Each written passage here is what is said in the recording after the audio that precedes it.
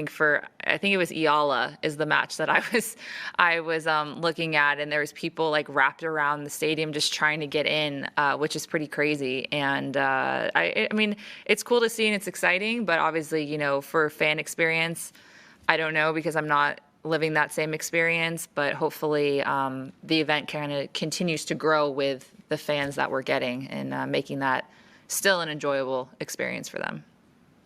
Kagulat World, hindi na lang ordinaryong hype ito dahil pati ang mga elite stars ng top 10 ay napa-react na. Ang world number 6 na si Jessica Pegula, napaamin na ang spectator turnout sa Australian Open ay umabot sa ibang level at ang ebidensya niya, walang iba kundi ang ating Pinay Diamond na si Alex Eala. Ayon kay Pegula, ang haba ng pila at tindi ng mga fans na nagkakagulo para lang makapasok sa venue ay patunay na nagbabago na ang ihip ng hangin sa tennis world at si Alex ang nasa sentro ng bagyong ito. Bakit ito ginulat ang mundo? Dahil bihira tayong makakita ng world number 6 na gagamiting benchmark ng kasikatan ang isang rising star. Ramdam sa mga live tweets ang pure electricity ng bawat laro ni Alex. Maraming netizens ang nagsasabing hindi lang ito basta panonood, kundi isang national movement. May mga fans na kahit hindi na nakapasok sa court dahil sa capacity limits ay nanatiling nakatayo sa initan para lang masuyapan ang ating pambato. Ang opinyon ng marami, si Alex na ang people's champion ng bagong henerasyon. Ang emosyon online? Grabe ang sabog. Ang mga neutral observers ay bilib na bilib kung paano ginawang electric arena ng mga Pinoy ang Melbourne Park. Sabi nga sa mga trending posts, Eala is the main character of this AO. Handa na ba kayo? Dahil kapag ang isang top seed na gaya ni Pegula ang nagsabing ibang level ang hatak mo, ibig sabihin lang nito ay opisyal na nating sinasakop ang mundo. Mga Kagulat World, tila isang dambuhalang wildfire na kumakalat ang Eala fever sa Melbourne Park. Sa isang hindi inaasahang pagkakataon, ang world number 6 na si Jessica Pegula ay naging saksi sa kakaibang fenomena na bumabalot sa ating Pinay Diamond. Sa kanyang naging pahayag tungkol sa insane spectator turnout ngayong Australian Open, hindi na nagatubili ang American tennis star. Ginawa niyang halimbawa ang laban ni Alex Eala para patunayan na ang mga fans ay literal na nagkakandara pa at pumipila ng pagkahaba-haba para lang makapasok sa venue.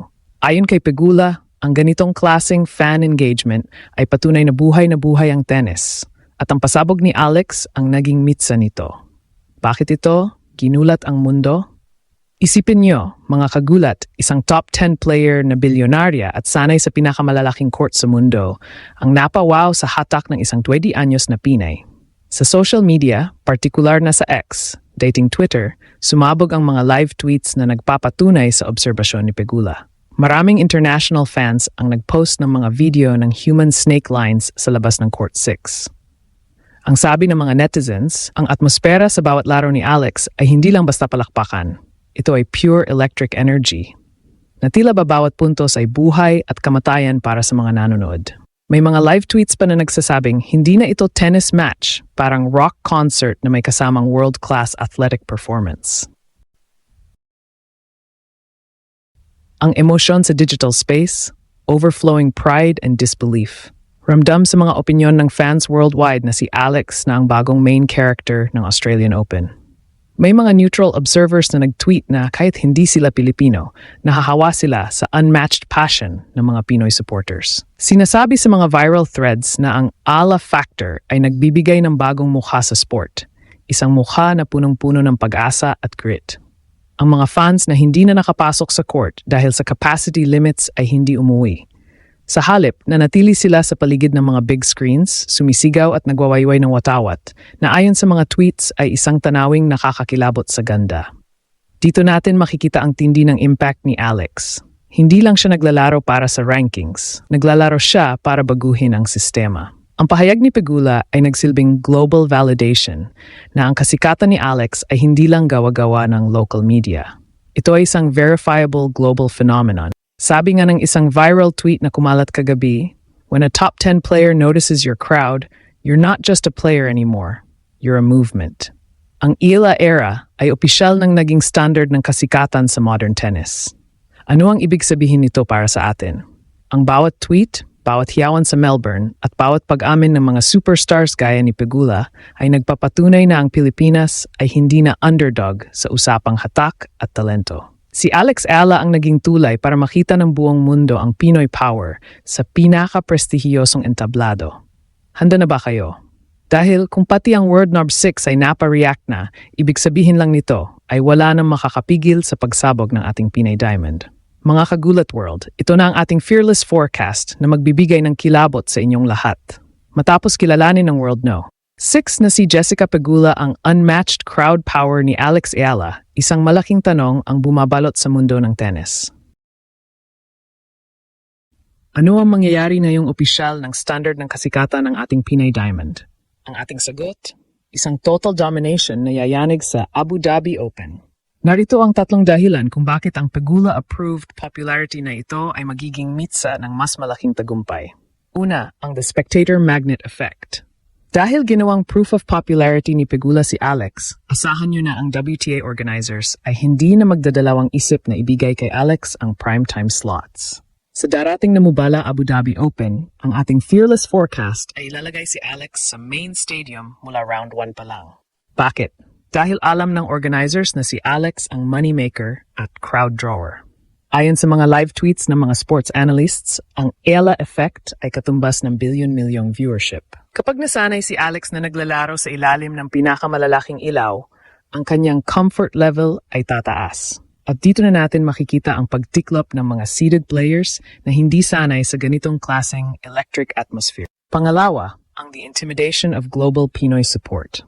Sinasabi sa mga viral threads sa X-Twitter na ang mga Pinoy sa UAE ay naghahanda na para sa isang yellow and blue invasion sa Zayed Sports City. Ang Pegula revelation ay nagsilbing signal sa ating mga kabayan na ang ating pambato ay kinikilala na ng elite circle. Sa ating forecast, ang psychological pressure na mararamdaman ng mga kalaban ni Alex sa Abu Dhabi ay magiging triple. Isipin niyo, kahit ang mga neutral fans ay kakampi na kay Alex dahil sa inspiration factor na binanggit ni Pegula. Ang bawat palo ni Alex ay sasamahan ng hiyawan na kayang magpa-vibrate sa buong court. Ang ating pambato ay hindi lang lalaban gamit ang raketa, kundi gamit ang energy ng isang buong nasyon. Pangatlo, ang ranking surge of the century. Dahil sa kumpiyansang dala ng suportang ito, inaasahan namin na ang laro ni Alex ay magiging mas fearless. Ayon sa ating deep search sa kanyang recent performance data, ang first serve accuracy ni Alex ay tumataas tuwing punong-puno ang stadium.